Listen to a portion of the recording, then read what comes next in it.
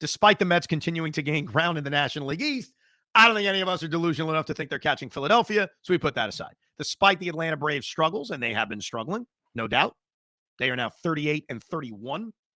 So the Mets are only 6 games behind Atlanta in the loss column.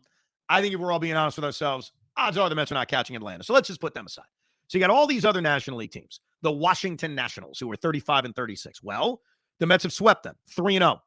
They still have 10 more games against them, a lot to be determined, but so far so good when you look at the tiebreaker. The St. Louis Cardinals, that's a team you got to keep an eye on. They're 35-35. They're technically one of the wild card teams. Well, the Mets lost 2 out of 3 to St. Louis at City, but they won 2 in St. Louis. So as of right now, they're 3-2 against the Cardinals, and there's one makeup game that's coming in a few months. You win that game, tiebreaker goes to the New York Mets.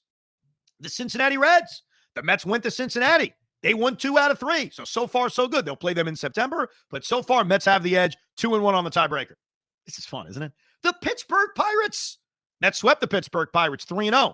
They go to Pittsburgh real soon. We'll see if they can get one more win and assure themselves a tiebreak over Pittsburgh. So far, so good. The Chicago Cubbies. The Mets played 4 games against the Cubs at City. They split them 2-2, which means next weekend, that's coming up at Wrigley Field. That series will determine the tiebreaker. If the Mets win the series, tiebreaker. If the Mets lose the series, Cubs get the tiebreaker. Now, keep this in mind. We have just gone through the entire National League Central and one bit of the National League East.